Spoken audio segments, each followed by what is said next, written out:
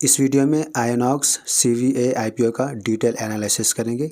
आगे इन सारी चीज़ों को डिटेल में डिस्कस करेंगे। बिडिंग डेट और टाइमलाइन देखेंगे, बिजनेस क्या करती है कंपनी, फाइनेंशियल देखेंगे, शरिया कंप्लायंट देखेंगे और कंपनी IPO क्यों ला रही है वो रीज़न भी जानेंगे। कंपनी का नेगेटिव और पॉजिटिव क्या है, सारी चीज़ें देखेंगे। साथ में करेंट GMP और लिस्टिंग या लॉन्ग टर्म के पर्पज से इसमें जा सकते हैं या नहीं, तो मेरा भी ओपिनियन आखिर में दूंगा, तो आप वीडियो को कंप्लीट ज़रूर देखें। साथ में ये भी याद रखना है कि सिर्फ एजुकेशनल पर्पज़ के लिए वीडियो है। आप इस IPO में अप्लाई करने से पहले आप खुद से रिसर्च स्टडी ज़रूर करें और आपके फाइनेंशियल एडवाइज़र से एडवाइस भी ले लें। तो सबसे पहले बात करते हैं कंपनी की अबाउट की। तो ये कंपनी 1976 में इनकॉर्पोरेटेड हुई थी और इस कंपनी का बिजनेस 3 डिविजन्स में है। आप फर्स्ट देख सकते हैं यहाँ पर इंडस्ट्रियल गैस, दूसरा है LNG और थर्ड वन है क्रायो साइंटिफिक। तो ये सारी चीज़ें क्या है, हम कंपनी के ऑफिशियल वेबसाइट पर ही जाकर डिटेल में देखते हैं पिक्चर के साथ। कंपनी के ऑफिशियल वेबसाइट पर हूँ और मैं यहाँ पर क्लिक करके इसका डिटेल यहाँ पर आपको प्रोडक्ट सेगमेंट शो हो रहे हैं। इसके ऊपर आप जैसे क्लिक करेंगे तो यहाँ पर आपको पूरा तीनों सेगमेंट का यहाँ पर डिटेल मिल जाएगा। फॉर एग्जांपल मैं इसके ऊपर क्लिक करता हूँ इंडस्ट्रियल गैस। तो इस टाइप की जो इंडस्ट्रियल गैसेस के जो टैंकर होते हैं ना, ये कंपनी जो है क्या बोलते हैं बल्क में मैन्युफैक्चरिंग करती है। तो मैं यहाँ पर सिर्फ एक एग्जांपल के लिए यहाँ पर मैं ये कर रहा हूँ, बाकी आप यहाँ पर विजिट करके आप डिटेल ज़रूर देख सकते हैं।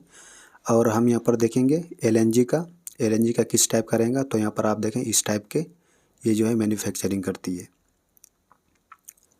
और देख लेते हैं ये सरायो किस टाइप का है। तो आप यहाँ पर ये देखें इस टाइप के। तो कंपनी के जो ये तीनों डिविजन्स है या फिर इसको सेगमेंट बोल सकते हैं, तो इसके अलग अलग यहाँ पर बड़े बड़े जो है मेजर कस्टमर्स नज़र आएंगे। इंक्लूडिंग यहाँ पर आप देखेंगे air liquid global, ENC solutions India private limited और इसी के साथ यहाँ पर आपको इसरो भी नज़र आ रहे होंगे। तो इस कंपनी की जो है ये बड़े बड़े कस्टमर्स है जो ये सारी चीज़ें इसको प्रोवाइड करती है।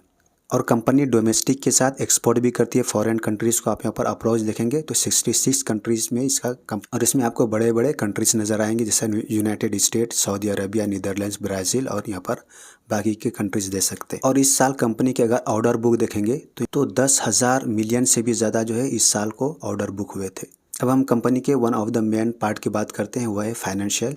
लास्ट 3 ईयर का यहाँ पर रिकॉर्ड है। सबसे पहले एसेट्स की बात करते हैं तो 600 से यहाँ पर 800-900 इंक्रीज़ हुआ है। उसके बाद फिर यहाँ पर 1100 और अभी यहाँ पर देखेंगे तो ज़्यादा इंक्रीज़ नहीं हुआ है। पर रिवेन्यू की बात कर लेते हैं तो 600 से 800 और 800 से 984 और ये पिछले 6 मंथ का है। तो इसको आप 2 से मल्टीप्लाई करेंगे तो अप्रोच जो है 1100 के आसपास ही आएंगे।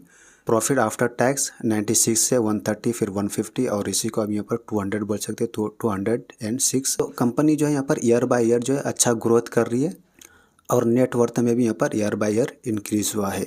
रिजर्व्स एंड सरप्लस यहाँ पर शो नहीं किया है। और साथ में एक अच्छी बात यह भी है कि कंपनी के ऊपर जो है डेट भी वो बहुत कम है, वो अभी हम देखेंगे परसेंटेज वाइज। शरिया कंप्लायंट की बात करते हैं जो कि सबसे ज़्यादा अहम है, तो सारी चीज़ों में ये पास है और इसमें इम्परमिसेबल इनकम भी वो बहुत ही कम इसमें से रिमूव करने होंगे, जो कि बहुत अच्छी बात है।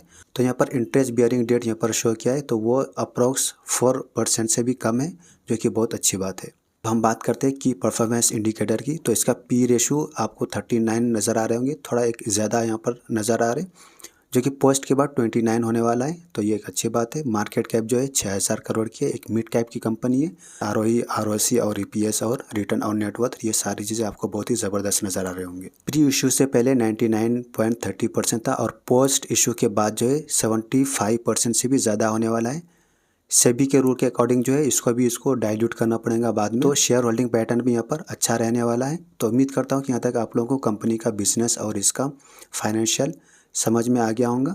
अगर आप लोगों को एनालिसिस पसंद आ रही है तो आप वीडियो को लाइक करके चैनल को डेफिनेटली सब्सक्राइब करें इसी तरह के मजीद वीडियोस के लिए। फेस वैल्यू सिर्फ 2 का रहने वाला है, अगर 10 का रहता तो ये अच्छा रहता। तो 627 से 660 के बीच रहने वाला है और अपर बैंड पे अगर अप्लाई करते हैं तो मिलने के चांसेस ज़्यादा बढ़ जाते हैं। और टोटल इशू साइज जो है वो IPO के थ्रू जो रेस किया है तो वो 1459 करोड़ है और ये टोटली जो है ना ऑफर फॉर सेल है, तो ये एक नेगेटिव साइन है। NSE और BSE दोनों पे ये लिस्टें होने वाली है। रिजर्वेशन की बात करते हैं तो क्वालिफाइड इन्वेस्टर के लिए 50% है और रिटेल इन्वेस्टर के लिए अपने जैसे 35% है। बाकी NI और HNI के लिए 15% है। ये रिटेलर के लिए जो कि 35% है, तो इसमें अलॉटमेंट मिलने के चांसेस ज़्यादा बढ़ जाते हैं। ओपनिंग डेट और टाइमलाइन की बात करते हैं तो ये आज ही 14 दिसंबर को ओपन होगा और 18 को ये क्लोज हो जाएगा। अलॉटमेंट 19 को देखने को मिलेंगे, अगर नहीं मिलती है तो 20 को आपको रिफंड हो जाएगा और फाइनली 21 को लिस्टिंग देखने को मिल सकते हैं। अपने ऐसे रिटेल इन्वेस्टर मिनिमम 1 लॉट के लिए अप्लाई कर सकते हैं, जिसका 22 शेयर्स बनते हैं और जिसका टोटल अमाउंट 14,520 रुपये होते हैं। मैक्सिमम 13 लॉट्स के लिए अप्लाई कर सकते हैं, जिसका टोटल अमाउंट 1,88,760 रुपीज़ होते हैं। स्मॉल HNI 14 लॉट्स के लिए अप्लाई कर सकते हैं और मैक्सिमम 68 लॉट्स के लिए अप्लाई कर सकते हैं और बिग HNI 69 लॉट्स के लिए अप्लाई कर सकते हैं, जिसका टोटल अमाउंट आप यहाँ पर देख सकते हैं। तो ऑब्जेक्ट्स ऑफ द इशू वो यही है कि ऑफर फॉर सेल है। कंपनी के अंदर ग्रोथ या एक्सपेंशन के लिए कोई पैसे नहीं जाने वाली है, ये पूरे पैसे जो है शेयर होल्डर्स के जेब में जाने वाली है। अब हम बात कर लेते हैं फाइनली GMP की। परसेंटेज वाइज देखेंगे तो अप्रॉक्स 67% यहाँ पर लिस्टिंग गेन शो हो रहा है। तो उम्मीद करता हूँ कि आप लोगों को सारी चीज़ें समझ में आ गई होंगी। अब हम बात कर लेते हैं कि इसमें क्या हम लॉन्ग टर्म के पर्पज़ से या फिर लिस्टिंग गेन के पर्पज़ से जा सकते हैं। सबसे पहले हम लॉन्ग टर्म की बात कर लेते हैं। तो जैसे कि हमने देखा कंपनी का बिजनेस देखा कि एक फ्यूचर ओरिएंटेड बिजनेस है। दूसरी बात फाइनेंशियल भी ईयर बाय ईयर अच्छा ग्रोथ कर रही है और कंपनी के ऊपर डेट भी बहुत कम है, शेयर होल्डिंग पैटर्न भी बहुत अच्छा है और बाकी ROC और ROE भी आपको यहाँ पर सब सारी चीज़ें पॉजिटिव नजर आ रही हैं। तो लॉन्ग टर्म के लिए डेफिनेटली इसमें जा सकते हैं। अब बात कर लेते हैं लिस्टिंग गेन के लिए।